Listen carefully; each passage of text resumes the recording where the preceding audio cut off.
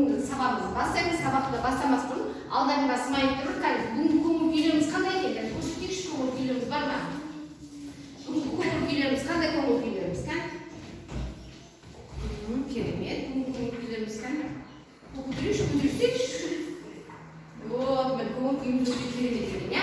Ал енді отырып, смайлик қоя салыңыз. Енді қазір сабақты бастамас бұрын өткен тақырыпты қайталайықшы кәдімгі. Өткен тақырыпты не өттік кәдімгі? Қайсымыз айтамыз өткен тақырыпты? Баласы айта ғой. Шеңбердің ұзындығы дөңгелектің алдығы шарт сфера. Енді өткен тақырыпты қайталаудың есебіне мынау жаңа сіздердің жем-шелектерді алдарыңызға ұсынайын. Осы жем-шелектердің астында сұрақтар бар. Қай сұрақты жауап берейік? Міне қалады. Ал, кәнекен, астында, жаңа жем-шелектің астында сұрақтар бар. Сұрақтарға жауап қайтарамыз. Жауапты қайтармас бұрын бірінші топ басшыны сайлауға шайқасын. Топ басшы, кәнекен.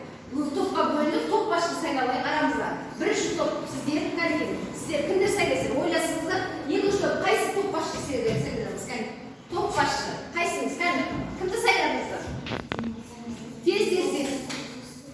Динара. Міне екінші топ басшы. Динара топ басшы. Динара топ басшы. Бірінші топ кәнекен. Балауса ба кәнекен? Балауса.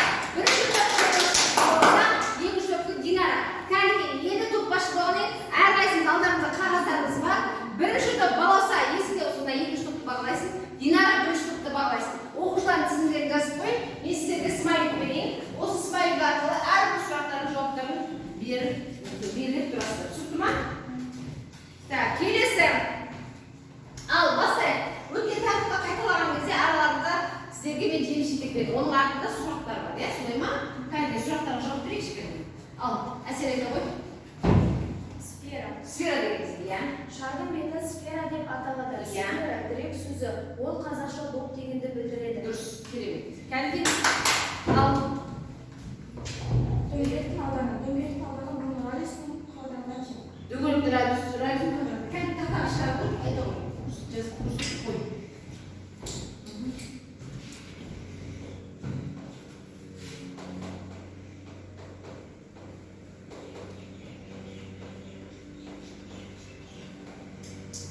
Естігіміз не екен сонда? Дөңгелектің ауданы пи радианның жүрді. Мынау еріміз радиусы дұрыс отыра ғой. Келесі кәдімгі Динара айта ғой. Шеңбердің ұзындығы формуласы. Шеңбердің ұзындығы пи санының бек көбейтіндісінің диаметрі. Кәдімгі тақташы формуласын жазып, жіктен түсіндіріп бере ғой.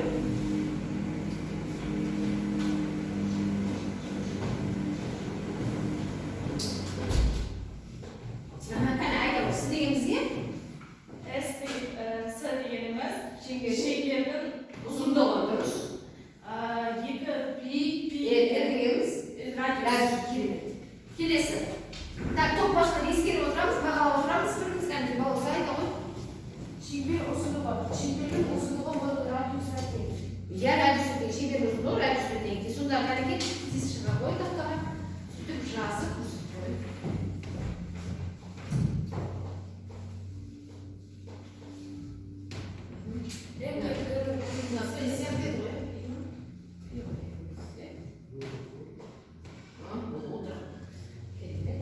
Келесі кәдімгі. Бар ма? Болма сұрақтарыңыз жоқ па?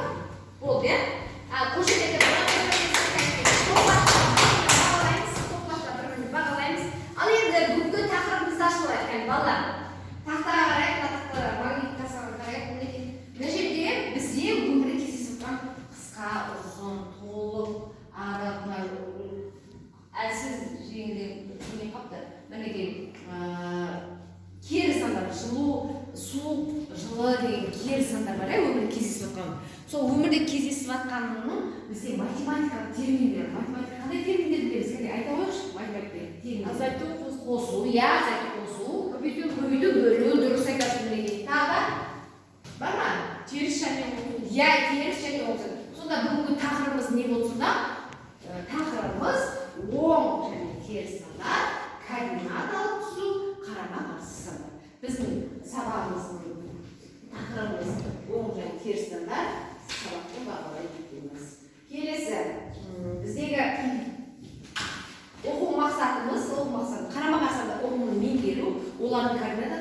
белгілеу.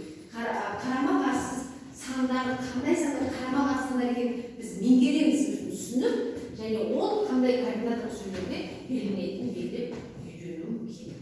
Енді қазіргі бірінші сабағымыздан қарама-қарсы сандардан бұрын бізде неге қазір сіздерге тақтаға мынау бір түсіндіре сұрайын. Дәптерлерді ашып, дәптерлерді ашайық.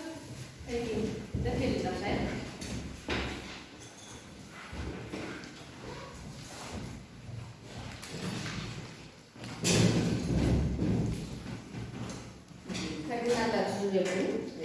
Сіздерге белгілеп қойған. Қарама-қарсы сандар ол. Сіздерге түсіндірейін. Қарама-қарсы сандар дегеніміз қандай сандар? Қарама-қарсы сандар. Мысалы айтайық, 5-ті қарама-қарсы санына -5. Алдына азайту қоямыз. 5-ті қарама-қарсы санына -5. 6-нікі -6. 7-нікі -7. Енді бізде таңба қараймыз. Таңба ережеміз бар. Бізде таңба ережеміз бар. Қосумен қосу болады, азайтумен қосу азайту болады, қосумен азайту болады, азайтумен азайту қосу болады деген ережеміз бар, иә? Біздегі оң таңбасы жазылған сандар оң таңба деп аталады. Алдында оң таңбасы бар сандар біз оң таңбалы деп жазады. Егер алдында минус таңбасы болатын болса, бұл теріс таңбалар деп жазылады. Оң және теріс таңбаны ажырата білген кезде. Оң алдында қосу таңба. Бізде қосу таңба жазылмайды. Біз бұны не дей санаймыз? Қосу таңбасы бар деп есептейміз, солай ма? Сонда ол не болады бізде? Оң сандар деп аталады. Егер алдында минус таңбасы болатын болса, ондай қандай таңбалар ол? Сандар теріс сандар. Түсінікті ме біздің тақырыбымыз өзі? Енді координата түзу дегенімізде, координата түзуіміз біздегі координата түзулерді сызған кезде, координата түзуін берген кезде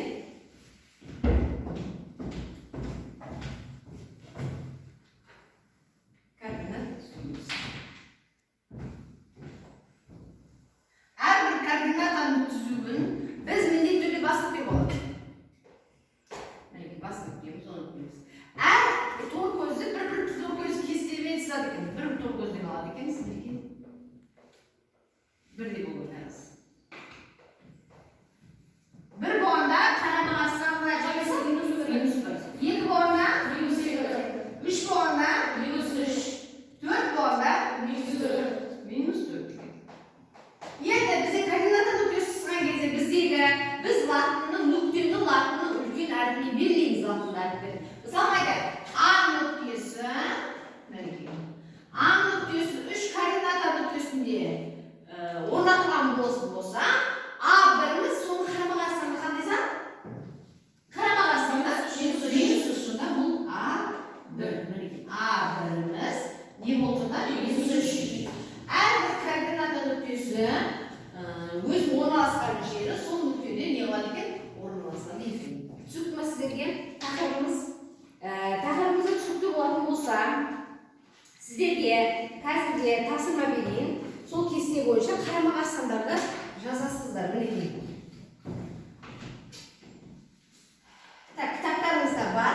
Кітаптар, ресурс кітапты пайдаланайық. Bu yerdегі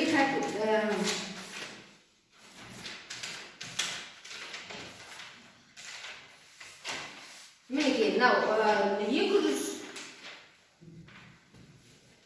245-ші бетте 245-ші есепті қараңыздаршы, 245-ші есепті. Соған кестені толтырамыз. Кестені толтырайық. Дәптеріміз ашайық. Жазып, 245-ші бетте кестені толтырамыз. Кестені толтырған кезде қарама-қарсы нені кестесіне толтырады екенбіз. 245-ші бетті. 245-ші есепте бос кестенің орнына бос орнын толтырамыз. Толтырайық. Сөйтіп бірімізде дәптерді ауыстырып, күшмен араласу әдісімен бірімізде дәптерлеріміз алмасып бағалаймыз. Кәнекей.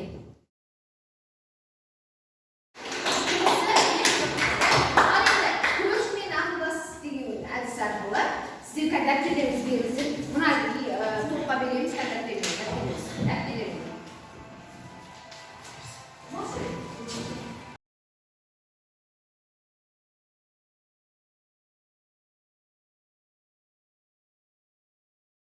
Кесте толтырып бағалансақ, қазіргі координата түзулерін мен түсіндірдім сіздерге. Сол координата түзу арқылы тағы да бір есептер шығар, бір-бірін алмастыру әдісімен тексеріп көрейік. Кесте бойынша менде төменде тұр, иә? Мына жердегі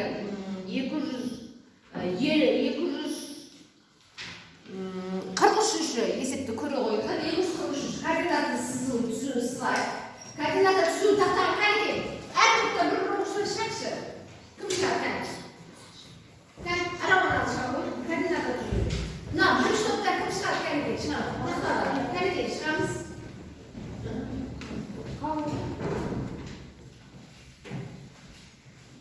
Оралымыз. Ой бар ма? Түзу сызайық, иә?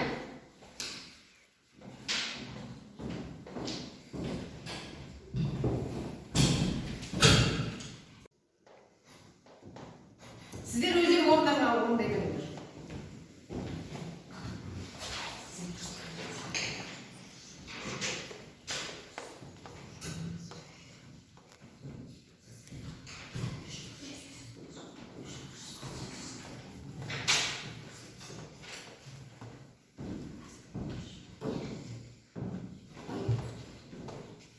Кәнекей орныңыздағы отырып, бәріңізге орындай беріңдер. Кәнекей.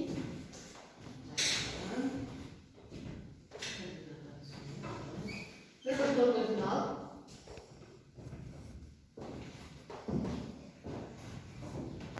Sudan sen koyuyorsun. Ravan dursun mes oturmuş. Ravan beni ters sanar yaptım ya onu sanar. Kaçın? Balık sanar yaptım. İskeri oturamız. Kanki. Ravan kay nokta? İlk üç nokta o ya. Bazı eskusun var. Ravan sen kateliğe üç nokta böyle. Ters sanar.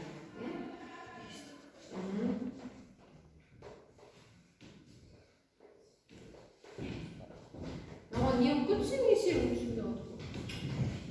Что нас тут? Не видно. Найсы. Минус 1. Минус 43 ма? Бөлісіп алдыңдар ма? Жарайды. Сен не алсаш ба? 49 болса. Кәнекей, А нүктесі. Жазбаймыз. А нүктесі қай координатада? Екі топта бір-бірін ұштасты, бір-бірін бағаландар. Бағалаймыз. Ертең осы бүгінгі тақырыбымызды түйіндей отырамыз сіздерге тест береді. Тест. Әр топқа бір-бір тестін берейік. Сіздер осы тестті дәптеріңізге орындаңыздар. Қазір мен жауабын айтып, өзін бағаланамыз. Тестті. Тест бағаламыз.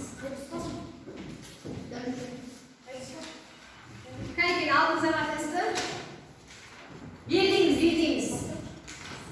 Тест. Дәптерлеріңізге орындаңыздар.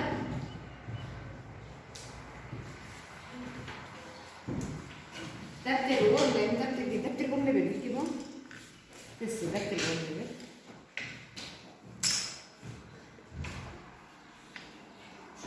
Кәнекей.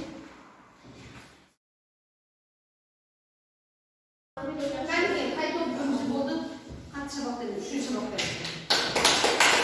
Кәнекей, бірінші топ?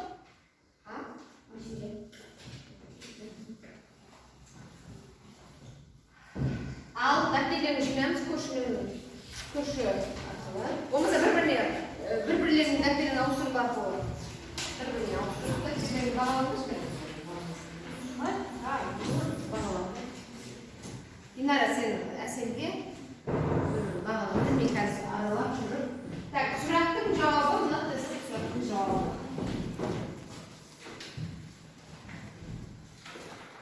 Сұрақтың жауабы. Мінекей. Түйіндей отыра, тест сұрақтарға жауап беріңіз, біріміз тексеріп көрдік. Кәне бағаланамыз, кәнекей. Бағаланамыз. Енді сабағымызды аяқтаймыз. Үйге тапсырма дәптеріңіздің кітаптың ішіндегі 251-252 күнделікке жазып аламыз. Дәптеріміздің күнделігімізге 251-252 тапсырмасы. Екі есепті үйге береміз толығымен. Және кәне топ башыларына сөз берейік. Бүгін бағалауды қалай аяқтаймыз? Ал болса, бастап аласың. Бүгінгі сабақта Әсем мен Динара өте керемет жұмыс жасады. Олар жарайсың керемет деген бағалар қойылды. Еркебұлан мен Рауан жеткілікті деген, талғын деген бағалар қойылды. Оларға алдағы уақытта көп жұмыстар жасау керек. Дұрыс, керемет, рахмет. Динара айтылды. Бірінші топ бағалар жүр. Бүгін Балауса Меруерт өте керемет жұмыс жасады. Балауса да Меруерт өте жақсы, жарайсың, керемет деген бағалар алды. Ал Сұлтан жақсы деген баға алды.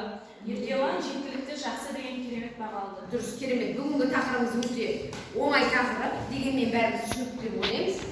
Сізге рахмет. Бүгін саламыз.